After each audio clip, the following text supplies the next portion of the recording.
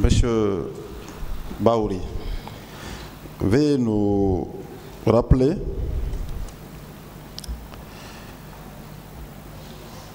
est-ce que si M. Moussa Dadis Camara n'avait pas déclaré publiquement qu'il pouvait ôter la tenue et se présenter à l'élection présidentielle, il y aurait la manifestation du 28 septembre? Je pense que cette déclaration a été le facteur déclencheur. Et si le processus était allé conformément aux déclarations et aux engagements de départ, je ne pense pas qu'on aurait connu la journée du 28 septembre 2009 comme une tragédie. Merci. N'est-ce pas les propos de M. Moussa Keita, comme quoi Dadis ou la mort, alors qu'il occupait à l'époque une fonction importante au sein du CNDD. Et le meeting du palais organisé par le CNDD en présence du président Ouad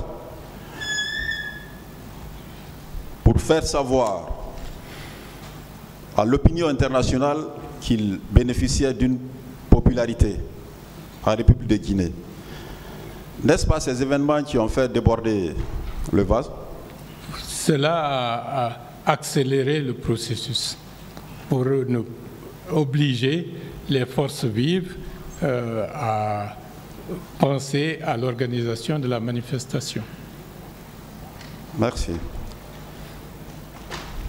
Monsieur Ba, la manifestation du 28 septembre 2009 était-elle un droit constitutionnel ou une faveur que vous demandiez à l'époque à M. Moussa Dadis Camara et au CNDD?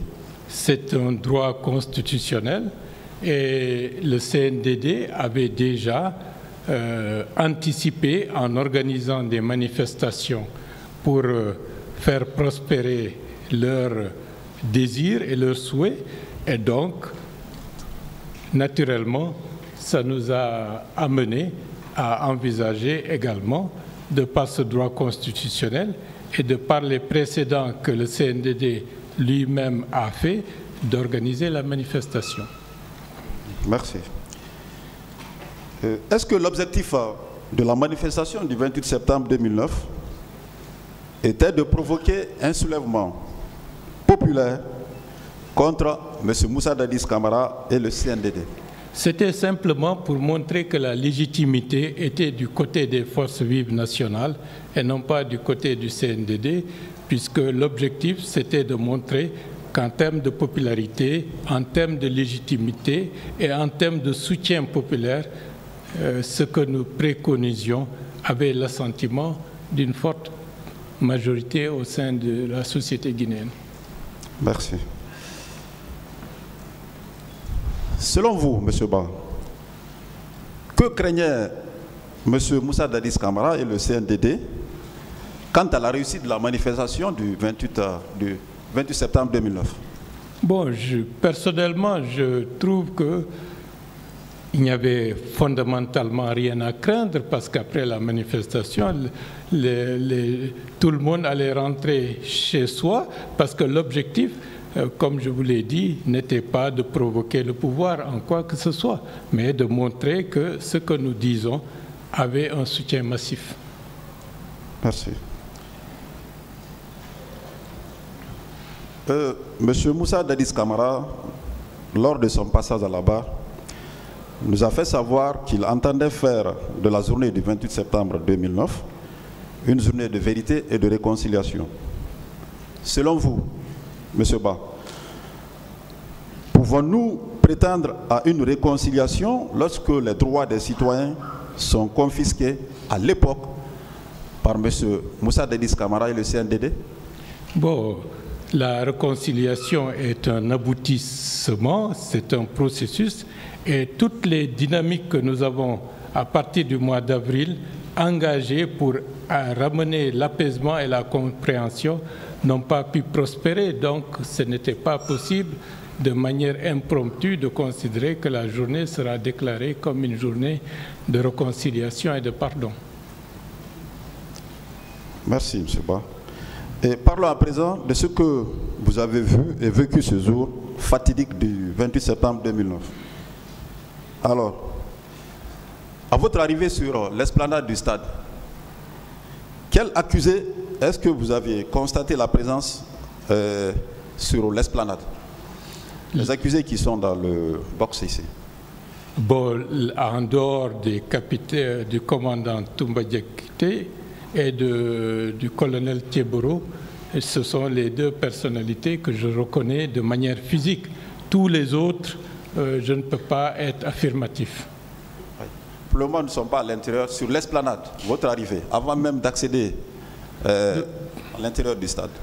Au niveau de l'esplanade, c'était, comme je vous l'ai dit, c'était un rush. On nous a pris, on nous a portés. C'est comme s'il n'y avait plus de force de l'ordre lorsqu'on rentrait dans le stade. Mais voilà, il n'y avait pas d'éléments parce que la foule avait pris le contrôle des environs de l'esplanade du stade du 28 septembre. Ce jour, vous n'aviez pas eu à échanger avec M. Moussa Thieboro Camara? Et ça, c'était le matin, c'était avant d'arriver au niveau de l'esplanade.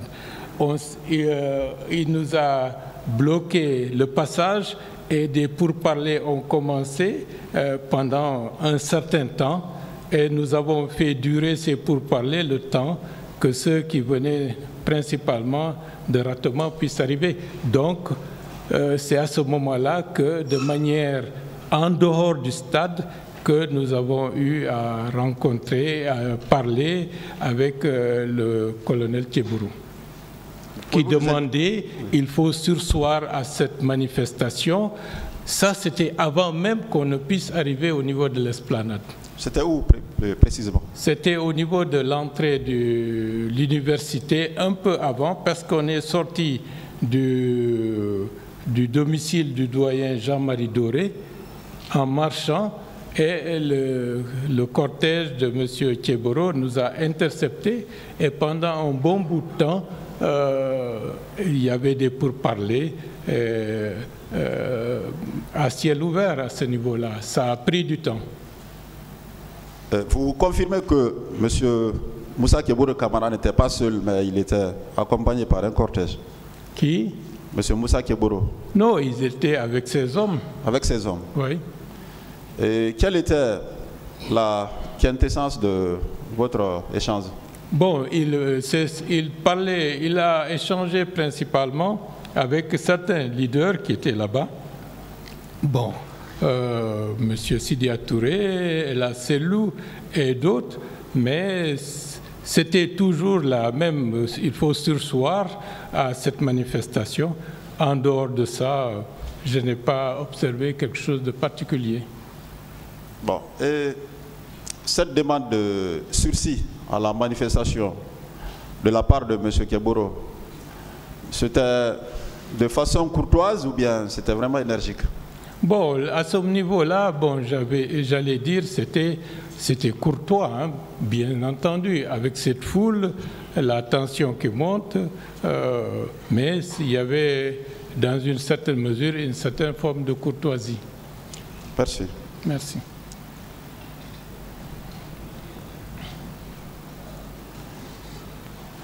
Vous confirmez que ce sont les bérets rouges qui ont tiré à bout portant sur les manifestants? Bon, là, je ne peux pas être formel, puisque je n'avais plus la notion du temps. On est resté combien de temps de la pelouse à la sortie? Je ne peux pas dire si on a fait 10 minutes, 15 minutes. Et dans les circonstances du moment, mon esprit n'était pas à voir ce qui se passait autour de moi. C'était comment faire pour nous sauver et porter elle a ses loups hors de cette enceinte. C'était ça. Donc c'était le reste, c'est comme s'il y a un voile noir. C'était pas le moment de regarder autour de soi. C'était se concentrer sur soi, sur le petit monde qui était autour de moi pour que nous puissions trouver une issue. Et grâce à Dieu, c'est à ce moment-là que le colonel Thiebourou s'est présenté. Merci. Je veux parler du début, le tout début. Du tout début, voilà. Au niveau de là où on était, on a entendu des détonations, il y a eu des tirs, il y a eu des grenades lacrymogènes, mais de par notre position, on faisait face à l'est et la configuration du stade ne nous permettait pas de savoir qu'est-ce qu'il y avait derrière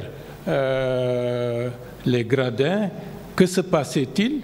On voyait simplement les gens fuir, donc ce n'était pas évident de dire exactement ce qui se passait, puisque je n'ai pas vu ça de mes propres yeux. Merci, M. Ba. Merci. De l'autre côté, ils ont tenté de remettre en cause la crédibilité du témoignage de la partie civile, Mme Fatoumata Bari. Mais dites-nous, M. Ba, que s'est-il passé lorsque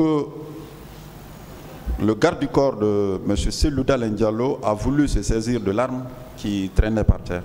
Je lui ai dit de laisser tomber le fusil, parce que j'avais senti que c'était un danger de l'avoir. Et c'était nos vies qui étaient en jeu. Donc je lui ai dit de laisser tomber le fusil et il a obtempéré. Je ne pensais pas que Fatoumata Bari avait été présente à côté, puisque tout ce qu'il y avait autour de moi, c'est comme si, comme je vous l'ai dit tout à l'heure, j'étais concentré focus sur 2 ou 3 personnes. Le reste, c'est comme si c'était le vide complet. Effectivement, Mme Fatoumata Bari a déclaré la même chose à cette barre. Oui. Sur ce, est-ce que cela ne confirme pas la présence effective de Mme Fatoumata Bari au stade du 28 septembre ce jour? Je sais qu'elle y était.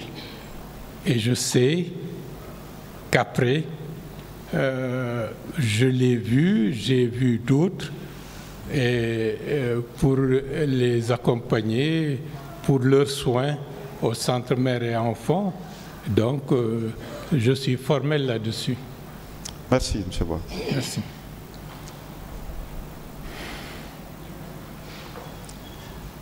Qui vous a intimé ce jour de descendre sur la pelouse?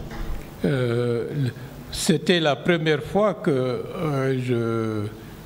je voyais le commandant Diakité. Donc c'est lui qui a intimé à tous les responsables de descendre sur la pelouse. Mais dans ce brouhaha, on ne savait pas qui était venu pour nous arrêter, pour nous protéger, pour nous sauver. Tout ça, on n'en savait rien. Personnellement, je n'en savais rien. Tout simplement, il y a eu un ordre et on s'est mis à descendre. Entre-temps, certains ont été agressés et ils essayaient de se débattre. Voilà comment les choses se sont passées. Alors, lorsque vous étiez descendu, est-ce que vous aviez, sur le coup, est-ce que vous aviez essuyé des coups de la part de M. Aboubakar Sidiki Diakité d'Itumba ou son entourage? Bon, j'ai reçu un coup, comme d'autres ont reçu des coups, mais de la part du commandant, je ne l'ai pas vu agresser qui que ce soit. Au contraire, c'est comme s'il était venu exfiltrer un certain nombre de responsables. Mais comme nous étions derrière, les événements en ont jugé autrement. Bien. À quel endroit du stade est-ce que M. Moussa Thiebourou a pris la relève pour vous embarquer dans son pick-up? On était déjà sorti de la pelouse entre le stade de foot et la clôture le grand périmètre. Il y a des espaces à l'intérieur. c'est à l'intérieur de ce périmètre que, de loin, j'ai vu le colonel Thiebro arriver et il s'est dirigé vers nous, puisqu'on se connaît, et il nous a pris en charge. C'était nettement en dehors de l'espace proprement dit du stade. Mais on était toujours à l'intérieur du grand périmètre du stade du 28 septembre. Bien. Et on revient au stade. Vous allez vous efforcer. Est-ce qu'à part les militaires, vous aviez vu ce jour des hommes habillés en civil qui portaient des armes blanches ou des armes automatiques? Bon, ceux qui nous ont poursuivis de la pelouse jusqu'à l'arrivée du colonel Thiebro n'étaient pas vraiment des militaires.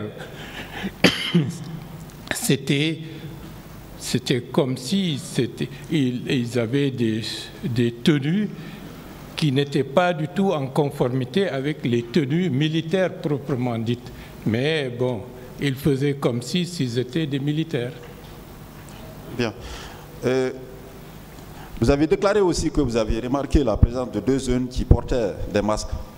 Et en fait, les masques, à ce moment-là, c'était calme, il n'y avait pas d'inquiétude, mais je les ai vus avec un masque de fer qu'il avait à ses mains. Je me suis dit, et ils étaient tout au fond les dernières rangées en hauteur. Ça m'a interloqué. Qu'est-ce qu'il faisait avec ça?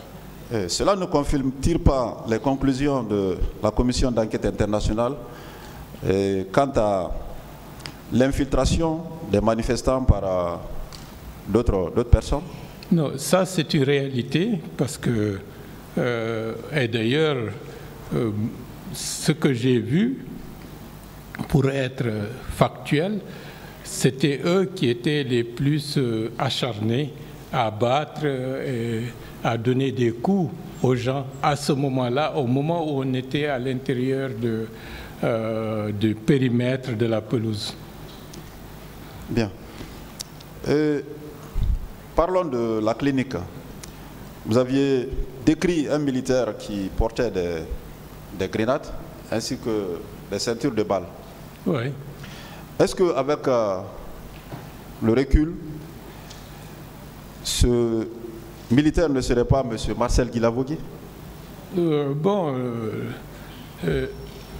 Je ne pense pas, parce que celui qui était vraiment bien arrêté, costaud, c'était lui, le chef. Et il avait un t-shirt noir, une ceinture, et puis son allure montrait que c'est vraiment quelqu'un qui avait une expérience militaire. C'est lui qui donnait les ordres. L'autre était simplement comme si c'était quelqu'un qui l'accompagnait, mais qui avait l'uniforme, mais qui n'avait pas physiquement l'allure d'un militaire. Mais il avait ses ceinturons, balles, et puis des grenades étaient accrochées dessus. Mais je ne peux pas les reconnaître de manière formelle. Ce n'est pas évident. Merci, M. Ba. Quel soutien vous aviez eu après avoir subi cet événement au stade du 28 septembre? Quel soutien est-ce que vous aviez eu à l'époque de la part de l'autorité de l'époque? Personnellement, comme tous les autres responsables des forces vives, au lendemain du 28 septembre, certains le 1er, le 2 ou le 3 octobre, sont allés à l'étranger. J'estimais que ma présence était ici et je me vois en train encore, quelques jours après, de déambuler dans les rues de Kaloum, comme si de rien n'était, mais c'était fait exprès parce qu'il ne fallait pas montrer que, en tant que responsable, qu'il n'y a personne sur le terrain et que tout le monde s'est évanoui. Et j'ai fait exprès de venir à Kaloum, marcher. La seule chose que j'ai faite, toute la famille a été évacuée dès le 1er octobre. Femmes, enfants, moi je suis resté sur place. Et par la suite, nous avons reçu un don de notre fédération d'Angola de $10 000. Bon, c'était quelques semaines après et nous avons établi une liste pour aller de concession à concession, collecter les informations et distribuer une petite contribution parce que ce qui était le plus important à ce moment-là, il ne fallait pas que les gens se sentent abandonnés. Cette contribution-là provenait de qui, vous dites? De notre fédération d'Angola qui, suite aux événements, a estimé qu'il était important d'envoyer de l'argent pour que les premiers secours puissent se faire. Est-ce qu'il y avait eu autant de la part du CNDD à l'époque? Moi, je ne les ai jamais rencontrés à ce sujet. Et s'ils l'ont fait, je ne suis pas au courant. Cela ne confirme-t-il pas qu'il n'accordait aucun intérêt à la peine de ses victimes? Bon, vous savez, on vivait une période très troublée. Peut-être que même s'il faisait des choses, moi je n'étais pas au courant de ce qu'il faisait en direction des victimes. Mais bon, dans une certaine mesure, puisque la grande majorité des personnes qui ont été blessées répondaient à peu ou prou au nom de notre parti politique, je n'ai pas eu connaissance qu'il y avait des gestes qui ont été faits à leur égard. C'est qu'il n'y en a pas eu, M. Ba. Merci. Merci à vous.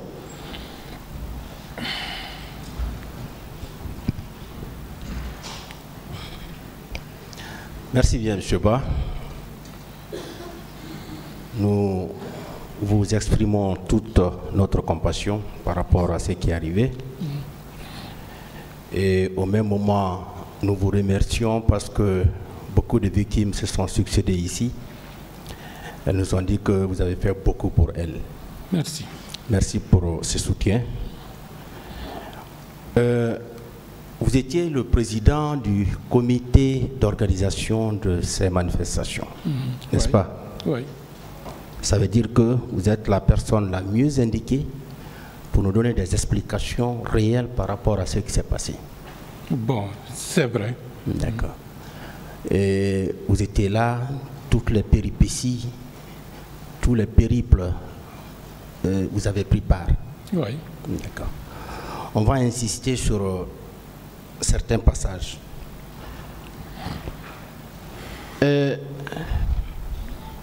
Vous dites que ce qui vous a surtout amené à penser à cette manifestation, c'est la sortie du président Dadis au quartier Boulbiné. J'ai pas bien entendu. Le président Dadis avait fait une sortie au quartier Boulbiné. Oui. Et au cours de cette sortie, il a dit qu'il pouvait, n'est-ce pas, se présenter à toute élection présidentielle. C'était un coup de semonce et nous avons pris conscience du danger qui guettait le pays et nous avons usé juste après avec le doyen Jean-Marie au niveau des forces vives de toutes les diligences pour rencontrer le CNDD, pour aller nuitamment rencontrer le capitaine Dadis pour les amener à renoncer à leur projet. Malheureusement, nous n'avons pas réussi. D'accord. Et le colonel Moussa Keïta, le secrétaire permanent du CNDD, a dit clairement Dadis ou la mort. C'est vrai. Ça a aussi contribué. Oui, parce que la première étape, c'était la déclaration du capitaine Dadis à Boulbiné. La deuxième étape, c'était cette déclaration du colonel Moussa Keïta, secrétaire permanent du CNDD, Dadis ou la mort, qui était pratiquement comme si c'était un programme politique. Et il y a l'événement du palais aussi, l'esplanade du palais. L'esplanade du palais est venue après, parce que c'était en crescendo que les choses se sont passées. Et la sortie de l'abbé, ça n'a pas contribué? Bon, parce que nous avions déjà pris les dispositions d'organiser la manifestation du 28 septembre avant même de savoir qu'il y avait un programme qui était esquissé pour que le CNDD puisse aller à la baie, puisque la lettre d'information à la mairie de Dixine date du 23 septembre. D'accord. Et la réponse, vous était parvenue quand? Bon, je pense que le 24 ou le 25 septembre. D'accord. Et en substance, qu'est-ce qu'on disait dans cette lettre-réponse? Bon, pour la mairie, que le stade n'est pas dans leur juridiction et qu'ils ne peuvent pas prendre des dispositions à cet égard, conformément à notre demande. Et comme dans notre lettre, nous avions demandé à ce que la mairie prenne les dispositions pour assurer la sécurité des manifestants, ils ont rajouté qu'ils ne disposent pas de force en mesure de sécuriser la population et les manifestants. Et le ministre des Sports, est-ce que vous avez également adressé un courrier? Il n'y a jamais eu, à ma connaissance, de réponse à notre courrier, parce que les deux courriers étaient partis en même temps. D'accord. Et au stade, vous avez commis au stade du 28 septembre. Oui. Alors, qu'est-ce qui explique, au lendemain des événements du 28 septembre, oui, votre réaction selon laquelle vous cherchez à justifier les motifs, notamment que les morts intervenus au stade résultent non seulement des bousculades, oui, mais également de l'asphyxie des manifestants. Selon vous, si vous ne connaissez pas ou vous n'êtes nullement lié à ces faits, oui, quelle raison aviez-vous pour sortir et parler des motifs des morts, les causes des morts? Avez-vous eu, en ce moment précis,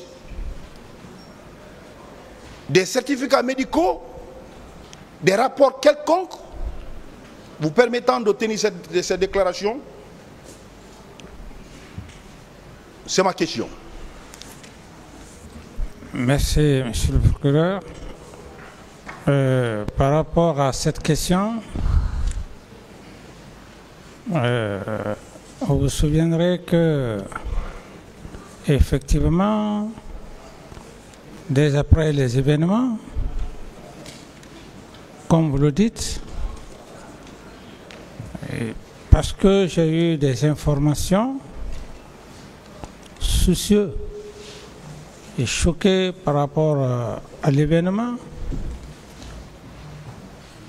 les informations qui m'ont été remontées, parce que dès que les événements se sont passés, alors le ministre de la Santé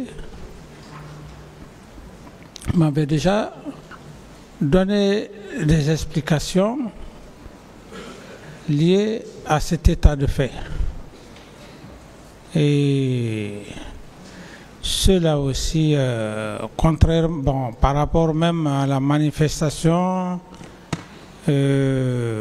comment les choses sont passées, c'est ce qui a fait que j'ai parlé même de l'asphyxie. Et si vous remarquez très bien d'ailleurs la vidéo, j'étais entouré de quelques membres du gouvernement à l'époque, que je n'ai plus bonne souvenance. Je suis resté même à parler et dans leur compte rendu, on me parlait de l'asphyxie, des bousculades. C'est ce qui m'a permis effectivement de m'exprimer. Et cela était dû à un choc. Le choc, avec également la réaction, tout à fait une réaction naturelle. Lorsque vous perdez des personnes, même si c'est une seule personne, à plus forte raison, plus de 30 à 40 personnes, plus que ça, j'estime que vous ne pouvez pas vous exprimer devant votre population dans un ton aussi calme, comme si rien ne s'était passé chez le procureur. Alors, c'est dû aux explications que j'ai reçues ce jour, le nombre de morts. Je leur ai demandé comment ça s'est passé, que d'autres étaient faites par suite de bousculade, ainsi de suite. Donc, c'était dans le souci de tromper le peuple? Non, pas que tromper le peuple. Et c'est des faits qui m'ont été rapportés. C'était dans le souci de retracer les événements. Alors, au moment précis, à date, Oui. les pièces fournies au dossier de la procédure, est-ce que vous confirmez ces déclarations? Les morts intervenus au stade, est-ce que c'est par bousculade ou bien c'est par balle réelle? Dans les explications, puisqu'ils m'ont donné des explications comme quoi il y avait des bousculades et puis d'autres sautaient, escaladaient le mur, les murs du mur, c'est ce qui m'a permis de donner cette explication. Mais dire que exactement ce sont le nombre que j'ai donné, je n'ai fait que décrire la situation, comment on m'a expliqué. Alors, je reviens encore sur votre intervention. Oui. Au lendemain des événements du 28 septembre. Oui. Vous étiez au moment des faits la première autorité de l'État. Oui. Investie des pouvoirs exorbitants. Au lendemain des événements du 28 septembre, puisque nous sommes en matière pénale, Oui. il faudrait apporter tout. Quand on dit qu'il ne faut pas parler des réseaux sociaux, il ne faut pas parler des médias, nous, ça nous intéresse, ministère public. Vous avez eu à tenir des déclarations après votre entretien au Rocher, au volant de votre véhicule, Oui. accompagné par votre secrétaire et conseiller personnel, shérif, où vous avez dit, selon vos déclarations, que moi j'estime que c'était des déclarations de nature à banaliser ce qui a été commis au 28 septembre. Vous avez déclaré que vous avez un destin phénoménal. Vous étiez là à parler de vous, à vous flatter, à vous jeter des fleurs. Est-ce que c'était le moment? Est-ce que ce comportement n'est pas de nature à banaliser ce qui a été commis au stade du 28 septembre? Première question par rapport à ça. Laissez-le répondre d'abord. Posez les questions une par une. Alors, est-ce que ces déclarations n'étaient pas de nature à banaliser les crimes commis au stade du 28 septembre? Non, ce n'était pas dans mon intention. Peut-être que j'avais dû aussi penser autrement, mais telle n'était pas mon intention. Telle n'était pas mon intention. Monsieur Camara, Oui. nous voyons dans les autres pays, même chez nous, les simples faits juridiques. Prenons par exemple un accident de circulation. Des morts, 24 morts, même 10 morts. Oui. Les gouvernements décrètent des journées de deuil national. Selon vous, en lieu et place de ces déclarations ce jour, dans lesquelles vous étiez en train de vous magnifier, avez-vous pensé à ces victimes, à décréter des journées de deuil au lieu de tenir ces déclarations? Non, pour moi, j'étais préoccupé par rapport à ces cas de mort. Et il fallait immédiatement s'occuper de certaines situations Et il y avait le cas des leaders qui étaient blessés. Et donc,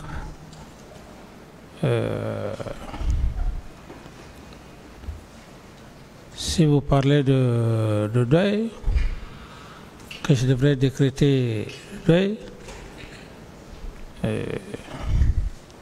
j'estime que ce n'était pas dans le but de banaliser ce qui s'est passé, parce que je voyais d'ailleurs la charge morale qui pesait sur ma personne. Donc, nullement. Ce que vous dites, Oui. vous avez la charge morale, Oui. n'ont pas été traduits dans les actes, à mon avis. Bon. Le simple fait de décréter, par exemple, une journée de l'Union nationale est une preuve, peut-être une preuve pour dire que ça vous fait mal. Mais si vous banalisez, ça veut dire que vous connaissez quelque chose dedans. Je poursuis. Et aujourd'hui, au moment où nous sommes là, devant ce tribunal criminel, vous confirmez qu'il y a effectivement des disparus. Au moment où nous sommes en train de parler de cette affaire, il y a des familles qui n'ont pas retrouvé leurs enfants. Les corps n'ont pas été retrouvés. On ne sait pas où ils sont jusqu'à date. Vous confirmez ça devant ce tribunal? Je ne peux pas confirmer du moment que j'ai eu les mêmes informations que vous. J'ai eu les mêmes informations. Et ces informations, je ne peux pas dire d'emblée, infirmer ou affirmer. C'est des informations que j'ai reçues à date. C'est les mêmes informations à votre niveau que j'ai. Donc c'est dans ces débats vous avez appris, ou bien du 28 septembre jusqu'au 3 décembre, vous n'avez pas appris? Non, pas. Dans cet intervalle de temps qu'il y a eu des disparus, les parents ne sont pas rentrés en position... Pas dans ce débat. Pas dans ce débat. Les informations circulaient. Et bien avant même la tenue de ce procès, les mêmes informations comme quoi il y a eu des disparus, ça existait, ça persistait, et on en parlait à date. Alors, qu'avez-vous fait? Qu'avez-vous fait pour... Puisqu'on nous exhibe ici des actes, des mesures, des actes qui attestent que vous avez pris des dispositions après les événements du 28 septembre en constituant des commissions nationales d'enquête internationales. Alors, dans ce cas d'espèce, quelles mesures avez-vous pris permettant aux parents de ces victimes de connaître où sont partis ces corps? Quelles mesures avez-vous prises? La mesure, ça c'était depuis hier que j'avais institué une commission d'enquête par le biais du ministre des Gardes des Sceaux, en passant par le procureur. Et cette commission était en train de faire son travail jusqu'au moment où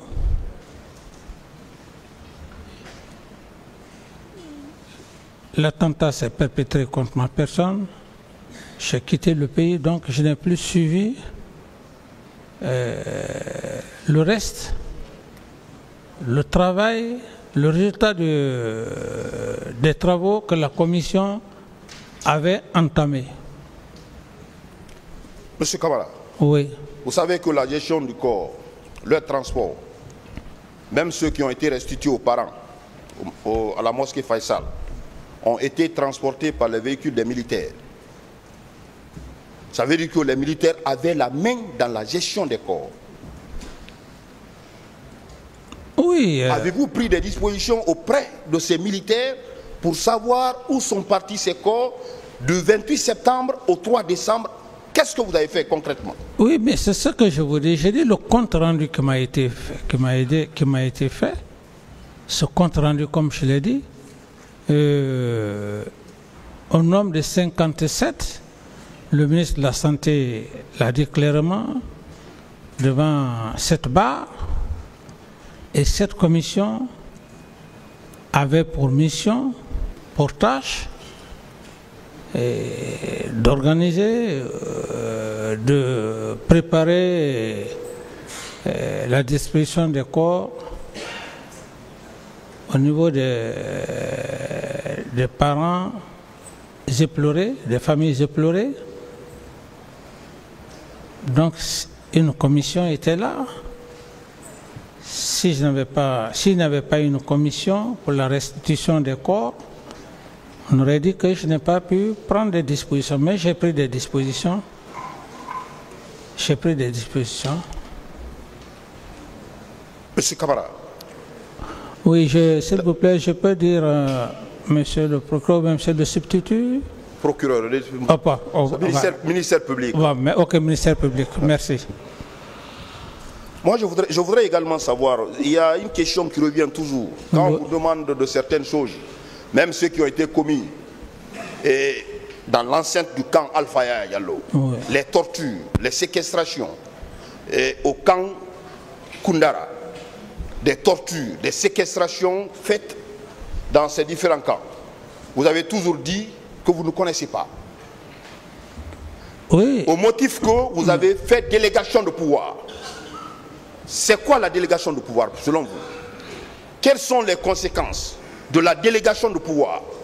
La délégation de pouvoir, comme il l'indique bien, c'est lorsque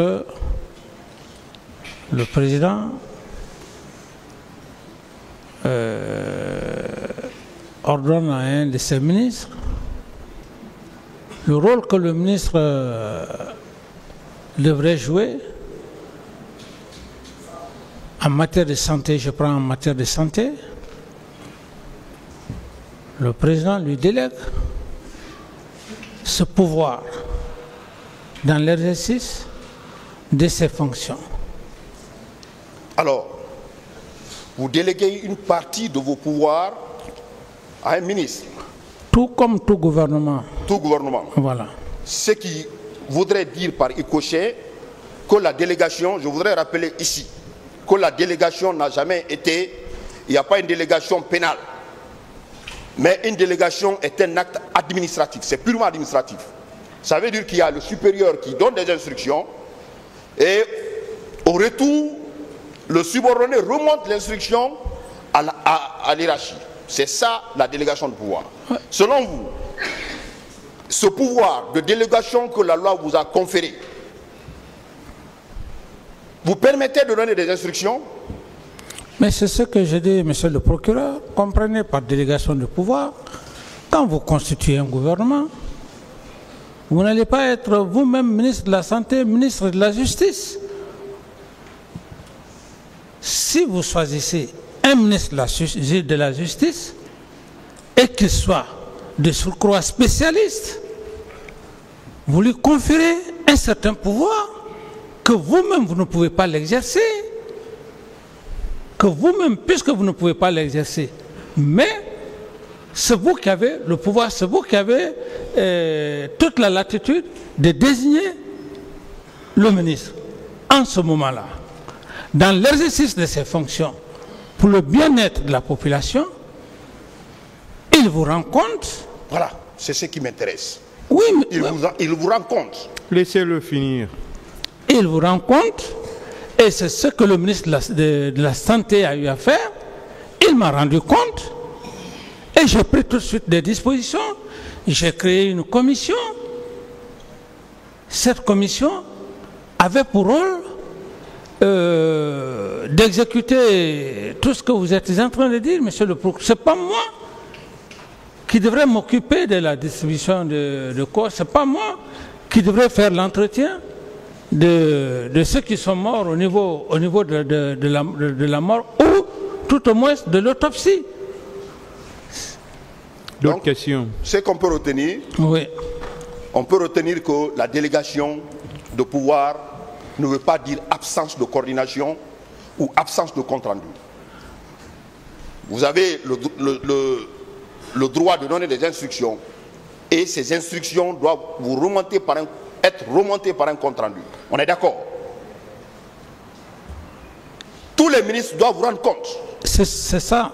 Alors, dans ces faits, chaque fois vous dites « je ne connais rien », je ne connais rien. Par rapport? Oui. Par rapport à quoi? Par rapport à la gestion des corps, vous ne connaissez pas. Non, mais, par rapport aux différentes autopsies, vous ne connaissez pas. Par rapport aux attributions du ministre de la Justice, vous ne connaissez pas. Pendant que vous avez délégué le pouvoir et on vous rend compte. Vous pouvez dire à ce tribunal que vous ne savez pas tout ce qui s'est passé? Non, mais monsieur le procureur, j'ai été le premier à vous dire, ici, devant cette barre, je n'ai pas dit que je ne reconnais pas le compte rendu que le ministre de la Santé a eu à me faire.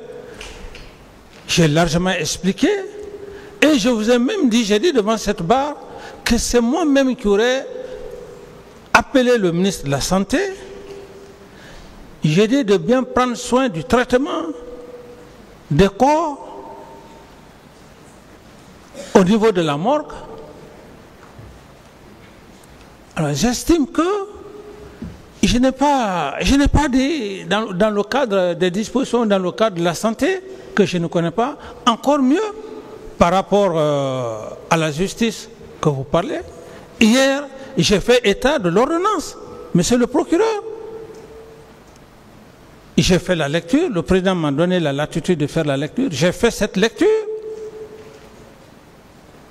où le président de cette commission était bel et bien un spécialiste, un procureur. Est-ce que ça veut dire que je n'ai pas parlé de la justice? Est-ce que ça veut dire que je n'ai pas parlé de la santé?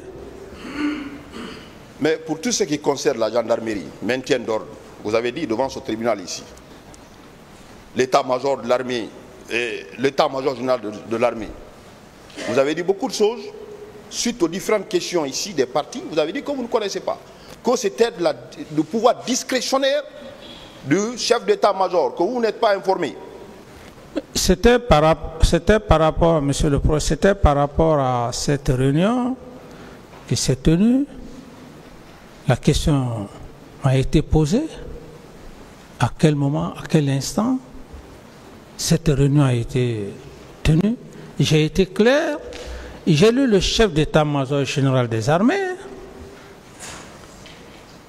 Il a toute la latitude de donner l'heure à ces chefs d'état-major particuliers. À cela s'ajoute le chef d'état-major de la gendarmerie qui ont tenu leur réunion. Ils n'avaient pas besoin de me dire l'heure à laquelle ils doivent tenir leur réunion. Donc si vous dites que je n'ai pas parlé de la gendarmerie, non. Et je crois que le chef d'état-major de la gendarmerie lui-même dans son PV, il a été convoqué par le chef d'état-major de la gendarmerie, du chef d'état-major général des armées. Et je ne crois pas si, à un seul instant, contrairement à ce que vous dites, monsieur le procureur, que j'ai dit que je ne connais pas, ce sont des cas de corps disparus, comme vous le dites, que je disais que je n'ai pas les informations. Est-ce que vous ne tenez pas ces déclarations à dessein pour vous soustraire de la poursuite? Vous savez que vous connaissez l'origine, vous connaissez où sont partis les corps, mais devant ce tribunal, vous cherchez à vous innocenter. Mais par quel moyen, monsieur le procureur? Pendant que vous avez la délégation du pouvoir avec les conséquences liées à ça. Mais s'il vous plaît, monsieur le procureur, ce n'est pas de la sorte que vous devrez avoir des preuves suffisantes pour dire que je connais où les corps sont. J'ai été très clair. Cette délégation du pouvoir C'est comme aujourd'hui, nous sommes dans cette audience. Le président délègue son pouvoir au ministre de la Justice. Le ministre de la Justice délègue le même pouvoir au procureur et au président. C'est comme ça que ça fonctionne. Je n'invente pas, c'est ce qu'on appelle des délégations de pouvoir, parce que, à ce niveau, pourquoi délégation de pouvoir? Si le ministre de la Justice, par exemple, ou le ministre de la Santé ne joue pas son rôle, le président se rendra compte qu'il ne joue pas son rôle, ou tout au moins, si le président voit qu'il y a au niveau, par exemple, certaines défaillances ou des carences au niveau, par exemple, des procureurs ou je ne sais quoi, alors le président a l'autorité de demander au ministre de la Justice, ça ne va pas dans tel secteur. C'est pour cette raison, d'ailleurs, très généralement, les ministres prennent des décisions. Ils ne prennent pas les décisions parce qu'ils veulent prendre les décisions. Certes, ils constatent certaines choses. Donc, c'est comme ça que je comprends par délégation de pouvoir. Parce que le ministre de la Santé ou le ministre de la Justice lui-même ne peut pas s'autoriser en matière de loi. Il faut que le président, qui est le garant de la nation, lui délègue les lois de la République. Merci. Revenons-en au cas Kaléa. Oui. Vous avez toujours clamé devant ce tribunal que c'est Sekouba Konaté qui a recruté, qui a fait le recrutement pour que les hommes se retrouvent à Kaléa. Vous confirmez cette déclaration? Tout à fait, oui. Vous n'avez jamais piloté ou co-géré le recrutement de Kaléa avec Sekouba Konaté? J'ai été très clair, monsieur le procureur, dans mon PV. J'ai dit, je fus informé et j'ai donné mon accord. Mon accord de passer dans les 4 régions naturelles. C'est ce qui est le plus important, mais ce n'est pas le président qui va se mettre sur le terrain pour faire un recrutement.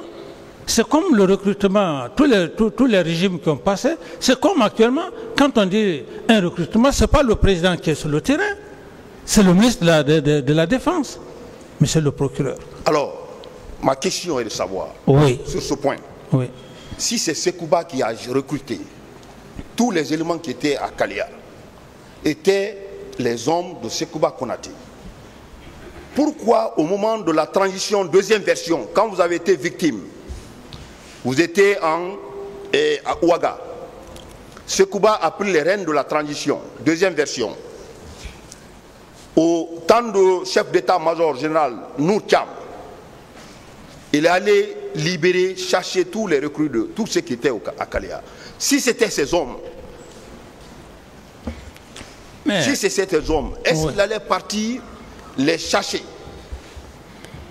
Oui, mais monsieur le procureur, à ce niveau, c'est ce que je vous dis, que je lui ai donné des instructions de passer dans les 4 régions. Et comment le recrutement s'est passé? S'il estime à un moment donné qu'il doit libérer des gens, s'il doute d'un certain nombre de groupes, que je me permets très bien de le dire, parce qu'on a toujours l'esprit, et comme il y a le communautarisme, il y a cet esprit aussi qui anime les gens. Par rapport à votre question, et je peux lui dire ça, je peux dire ça, et même si le jour où il sera là, je serai à mesure de le dire, s'il a libéré des éléments, c'est le président à l'époque qui est parti dans les régions naturelles pour recruter les gens? S'il a libéré des gens, ça suppose qu'il doutait peut-être que un certain nombre de groupes sélectionnés pouvaient porter préjudice à son pouvoir. Monsieur le procureur, c'est de cela qu'il s'agit. Alors, ça c'est le premier aspect. Le deuxième aspect, pourquoi certaines recrues, tous des Guinéens, pourquoi ils ont eu leur matricule engagés? Monsieur le Président a parlé ici de faire très attention qu'on ne parle pas de communauté ici. C'est extrêmement important. Mais s'il vous plaît, Monsieur le Procureur, je respecte effectivement ce que le Président a eu à dire, mais si vous voulez venir sur ce temps, je dirais en ce moment que s'il a fait, c'est purement communautaire. Ma dernière question, oui. Monsieur Camara. L'organisation militaire, la hiérarchie militaire. Oui. Nous avons suivi avec intérêt la lecture de la structure de l'organisation